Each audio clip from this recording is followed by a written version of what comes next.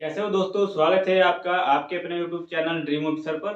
दोस्तों, जैसा कि आप सभी को पता है, आपकी यूपी पुलिस कांस्टेबल की जो भर्ती चल रही है उसकी आपकी फॉर्म की प्रक्रिया खत्म हो चुकी है।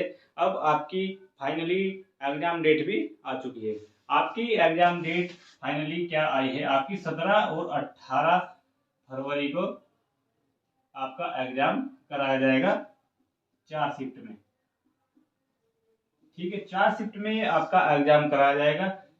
क्योंकि 18 तारीख का आप सभी सुन रहे थे कि आपका 18 फरवरी का एग्जाम होगा, मगर 18 तारीख में एक डेट को ये पॉसिबल नहीं था, इसीलिए आपकी एक डेट पहले कर दी गई है और अब आपका ये 17 और 18 तारीख में एग्जाम किया जाएगा दो दो शिफ्ट में। 17 तारीख को 2 शिफ्ट होगी, फर्स्ट और सेकंड, ऐसे ही आपकी 18 तारीख में हो जाएगी।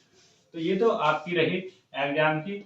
अगर आपको ये बात पता भी लग गई होगी, और ये आप देख लीजिए, इसका जो नोटिस है वो भी देख लीजिए, जिसमें इस चीज का बताया गया है कि 17 और 18 फरवरी को आपका एग्जाम कराया जाएगा।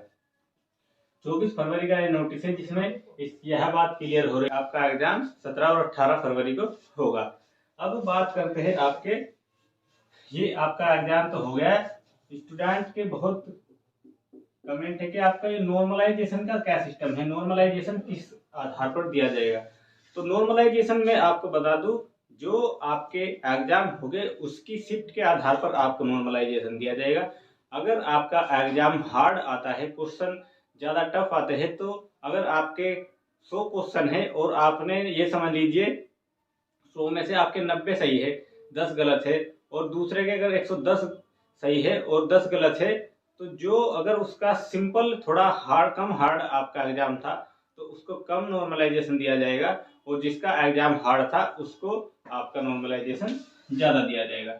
अगर आप 100 क्वेश्चन कर रहे हो तो एक स्टूडेंट को तो मिल रहा है 5 नंबर का नॉर्मलाइजेशन, और दूसरे को मिल रहा है 20 का।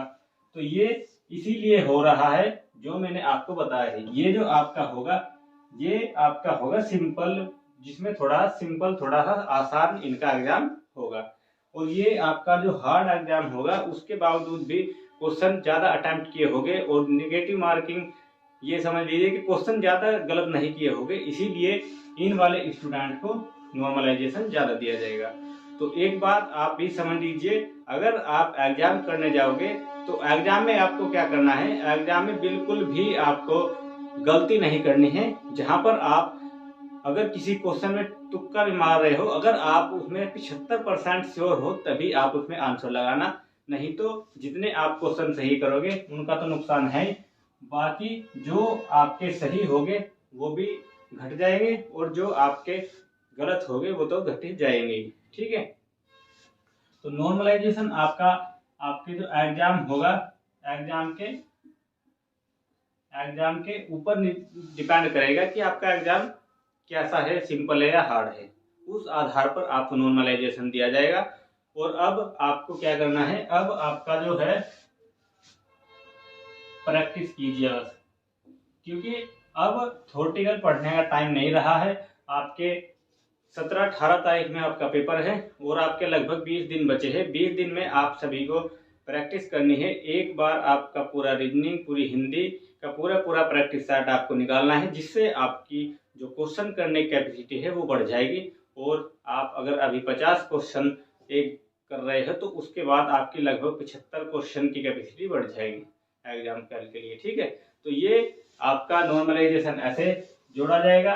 एग्जाम डेट की आपकी 17 और 18 फरवरी है। 16 तारीख को आपके जो सेंटर है वहां पर जो अधिकारी है उनके द्वारा व्यवस्था जांच ली जाएगी कि एग्जाम के देने के लिए पूरी तरह व्यवस्था है या नहीं। ठीक है, तो ये बहुत बड़ी जानकारी थी आप सभी के लिए कि आपका नॉर्मलाइजेशन कैसे होगा, कैसे आपकी कब से आपकी जो एग्जाम है वो शुरू हो रहे हैं। तो अब आपको प्रैक्टिस करनी है, और प्रैक्टिस के लिए आप हमारे चैनल से हिंदी के आपके लिए डेली प्रैक्टिस सेट डाले जा रहे हैं, उनको रोज लगाइए।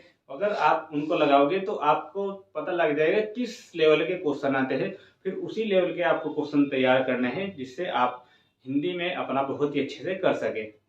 तो ये आपके लिए जानकारी थी। जानकारी अगर आपको पसंद है तो चैनल के साथ जुड़ जाइए, चैनल को सब्सक्राइब कीजिए, बेल आइकन ऑन कर लीजिए, जिससे आपको सभी वीडियो का नोटिफिकेशन समय से मिलता रहे। तो यही जानकारी थी आपके लिए। फिर मिलते हैं नेक्स्ट अपडेट में, तब तक के लिए जय हिंद, वंदे मातरम।